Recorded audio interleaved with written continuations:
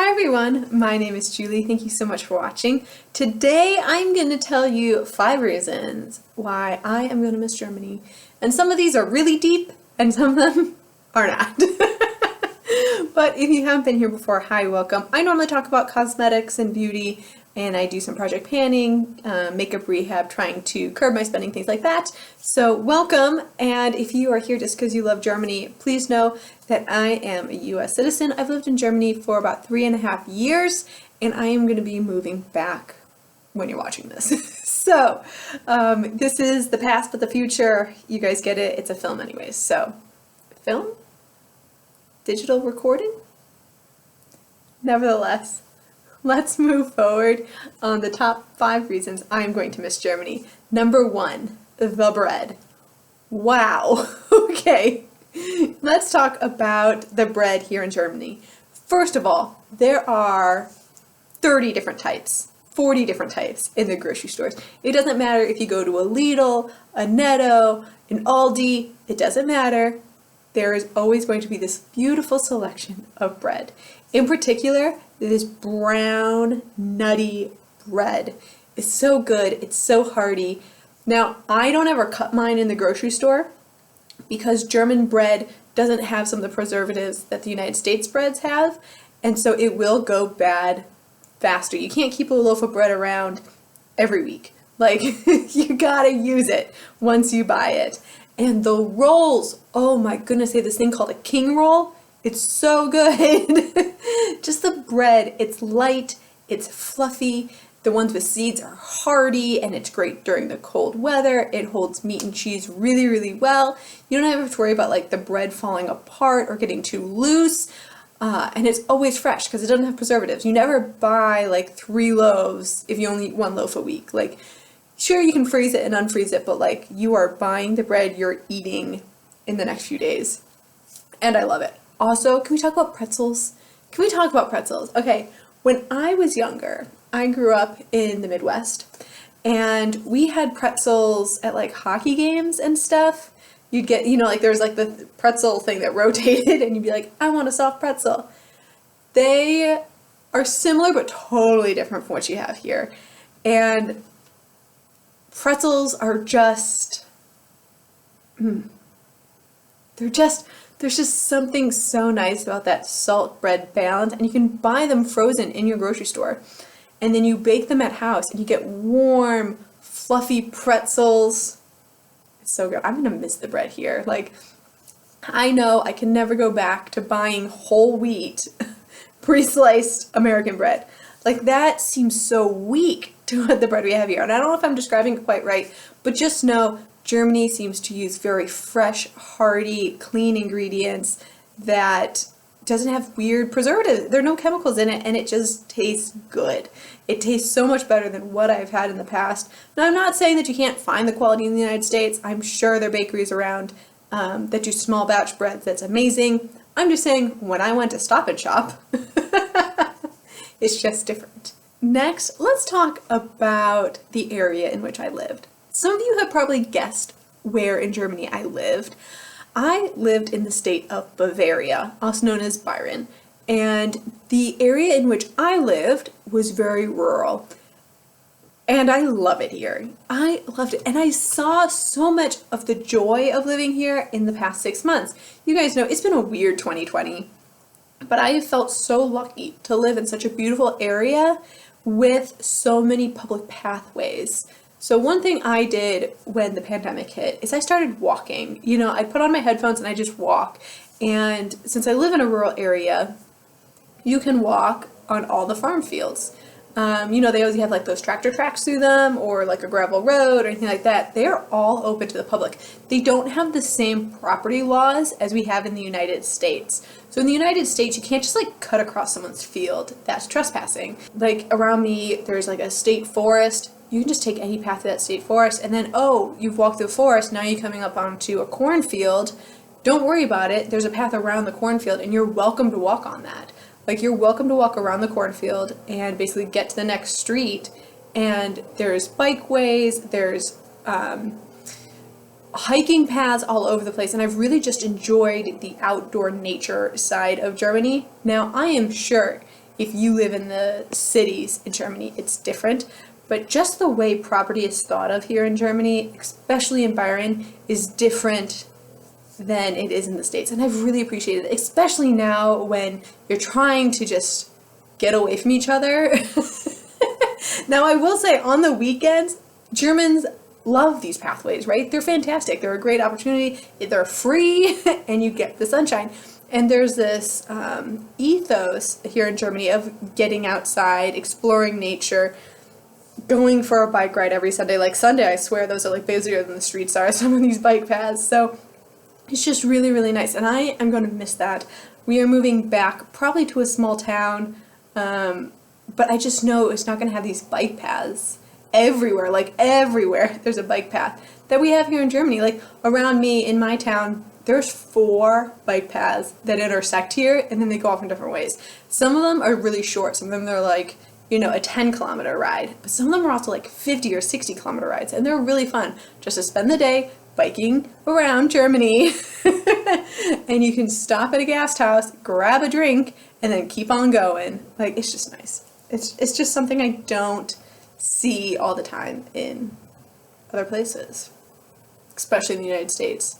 If you know of a place where this happens, leave it down below. You guys know I moved from Washington State, and Washington State is very bike friendly. But it's just different. And I don't know if it's maybe because it's more rural than where I lived in Washington State, but it just seems like bike paths are everywhere.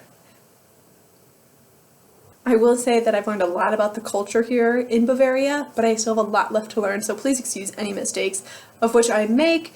There's so much to learn. 3 years is definitely not enough to get a full picture of what's going on here, and it's really interesting just to learn more about our fellow Earthlings. Okay, since we're talking about Bavaria, let's talk about festivals. Oh, goodness gracious. I love festivals. Yes, I bought a dirndl. My husband has a Trocken outfit, so he's got his lederhosen. So we both have purchased the traditional wear of a traditional costume of the area, and it's awesome. And people really wear them around here to festivals and sometimes to weddings, which I think is spectacular. If you see a wedding dirndl, it's beautiful and absolutely elaborate. It's just fantastic. But the festivals are so much fun. The American version is Oktoberfest, right? We have cities in the United States that celebrate Oktoberfest. A lot of tourists come to Munich to celebrate Oktoberfest, and I went 3 years in a row. It's very fun. Yes, I do enjoy it, but it's very different from local festivals. Let's take my largest near town, Nuremberg, and yes, I pronounced it in the English way. Nuremberg has like a spring festival, they have a Volksfest, they have a fall festival. People like to have a good time, of course, and they're really, really fun. One major difference between these festivals and other festivals in the United States is that consumerism, especially in particular shopping for an object, isn't as big. So what I mean is when you go to a festival and you're in Germany, you are not going to be shopping around. There's not going to be like booths of people selling things. There's not going to be like homemade items. Maybe in smaller towns there will be, and there are some particular instances, but if you go to like Frühlingfest in Nuremberg, you have rides, food, and a beer tent. Like, those are your top 3. They're going to have a few games here and there that you can win prizes with. Like, this lotto game is kind of fun, but really you're there to eat, drink, be your friends, and then ride some rides, play a few games. And there are very few booths, and it's so much fun. It's so much fun just to sit down. You go with this group of people and you just have a great time. There's live music. That's very similar to festivals in the United States. Like, you just sit, you eat, you listen to music, and occasionally you go off and like go on a bar ride. That's where it's at. The games are fun. They're very similar to what they are in the States, like shoot at a balloon or at one of those like little metal token things. We have the coin pushy slotty things. I don't know. I don't really play the games. Throw the ping pong ball into a beer bottle. I guess it's a beer stein. Except they call them Krugs. Whatever. You know what I mean. Like throw the ping pong ball, whatever it falls into, you get the prize of. There's like the fishing game for kids. So there are haunted houses, which are super fun for kids. It's just things like that. that I think are really fun. There are also other types of festivals, like there's something called a kirva that celebrates the anniversary of the church, which is really fun. Every town is, well, I should say most towns are founded around a church, and to celebrate the anniversary, the whole town gets together, they have a church service, they parade around, and then they just celebrate the church, and they'll also have live music and a beer hall, and they'll have food. Oh my god, the chocolate covered fruit, so good. They have longos, which is really good, which is, for Americans, it almost looks like pizza, but it's like cream cheese on top with cheese. If you ever get a chance, highly suggest trying that one. It's good. Think of it like a flatbread pizza. That's the best way to describe it, without tomato sauce on it. And then, of course, you have the Christmas festivals. Oh my goodness. In Bavaria, and I'm sure in the rest of Germany, but I didn't go to any Christmas festivals outside of Germany, they are so much fun. So the drink at a Christmas festival is going to be Glühwein, or Kinder Punch, aka Kids Punch, or Glühwein, which is hot wine. And it's like a mulled hot wine. It's so good. And this is where you do go buy stuff. Like, the whole idea behind a Christmas mark is the fact that you buy the Christmas presents for your family. So they're going to have, Christmas items, Christmas decor. They're going to have hats and gloves and sweaters. They're going to have wool items. Ooh, wool socks. Who doesn't want that for Christmas every year?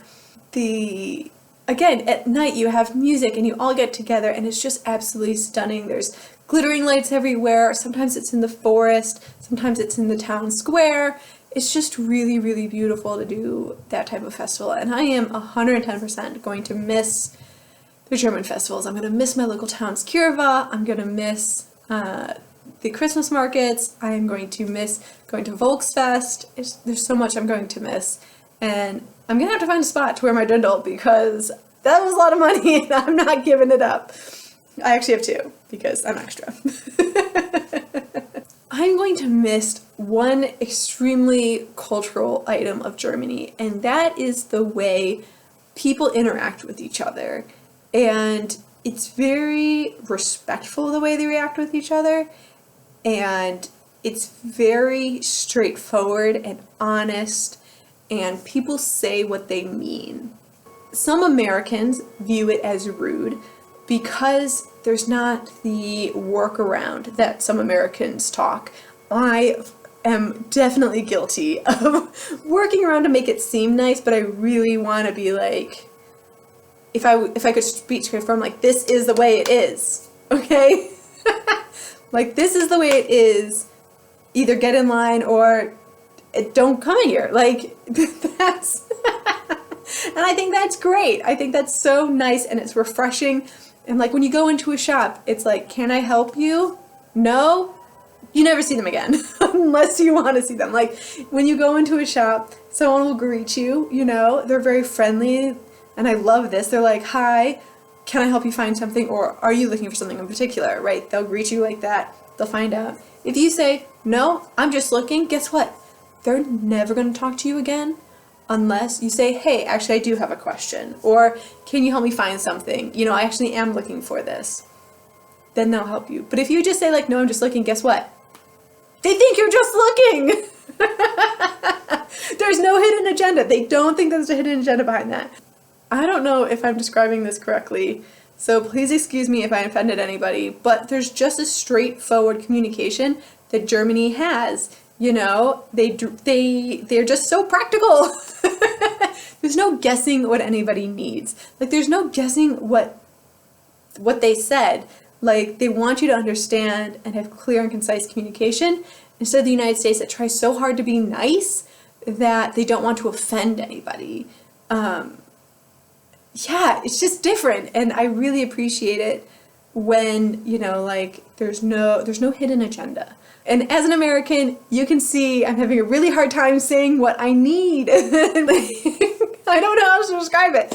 It's like Germans say it in 3 words, what American would say in 25 words, and on that part, I'm leaving this because I have said my 25 words. Let's talk about travel for just 25, 30 minutes. So, I have always, since I was a little girl, wanted to live in Europe.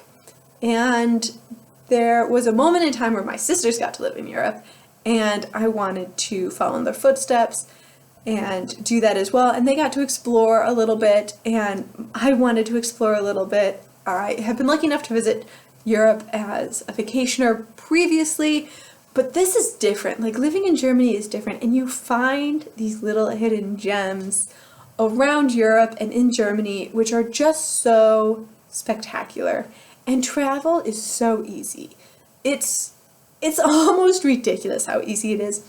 And the price point is cheaper because you're already on the continent, right? So, for instance, I've gotten a flight on Ryanair to Italy before for $11.11 euro. It doesn't get any cheaper than that. They made no money off of me. Ryanair, I'm sorry, but thank you. You know, I took a Flixbus, which is similar to a Greyhound, but I haven't been on Greyhound recently, but they're very nice buses. They've got internet, they're comfy, there's a bathroom on board, sometimes they've got coffee on board that you can purchase. They're just kind of, it's cheap, easy travel. Like, I've gotten to Prague and back for 50 euros. You know, because my car doesn't go that far. There's so many opportunities. There are cheap flights. You can take the train. There's so many discount train passes you can purchase, and you can go overnight to Italy. You can go to Paris. Paris is a great place to go by train. You can travel around France by train and not pay those ridiculously expensive tolls that they have. So there's so many opportunities and choices and places you can go. There are places that I went that I never thought I would go. I've never even heard of. So, for instance, something like Lake Bled, Slovenia. I've never heard of Lake Bled before I moved here. And then all of a sudden, people were like, oh, Lake Bled is beautiful. It's such an exciting place. It's got the world's best ice cream. And I was just like, wow, I want to go to Lake Bled. And guess what? I drove there. Like, I just drove there. It's on the other side of the Alps. And I just drove. I took a day and I drove down. And then I spent a couple nights there and I had the best time. It was one of my favorite places because I didn't know the culture, I didn't know the language. There are other places like Lake Como. I've only read about Lake Como in the newspaper. It's like this, expensive, ritzy place. I stayed in Airbnb there and I had a really good, cheap time. I was able to fly into Milan, took the train up from Milan to Como, took the public boats, and just had a wonderful time on a lake. Now, maybe you're not into lakes. Maybe you don't like Lake Como or Lake Bled. How about a beer spa? The only beer spa I'd ever heard of was in Prague, but guess what? There are other beer spas around Czech Republic that are a little bit cheaper, but they still have this great spa vibe. They're relaxing. That's great beer. I found my favorite brewery called Chodovar. It's one that people have never really heard of, but it's so great to just get out and explore. In Germany, the monasteries, the cloisters are amazing here. People know the castles because castles are fancy. How about the monasteries with these beautiful libraries? And sometimes they have these Easter festivals with these hand-painted eggs, which are just spectacular. I should have bought more of them. It's just these little types of trips and travels around that just make it so special. And it kind of opened my eyes to a different way of traveling. Because in Europe, if you grew up here, it's no big deal to travel by train. But as an American, it's such a unique and different experience, and it's really quite fun. Like, I went with kids down to Italy on train, and the kids were just able to, explore the train, and they weren't confined to a tiny airplane seat. They had a table, and they were able to draw and eat and go to the bathroom whenever they wanted, and it was just nice. And I think travel here is one of the highlights of living in Germany. I hope everyone gets the chance. And Germany is really great. It's centrally located. It's got great hubs for things. Wow. And it's such a diverse country itself. There's so many regions to explore within Germany. You have Rügen up north, which is a great beach area. You've got the Black Forest. You've got the Harz Mountains. You've got the Danube. You can go to Regensburg with a great university there and fun college life. Berlin has a nightlife, which is super cool, and the history there. If you're into history, it's really fun.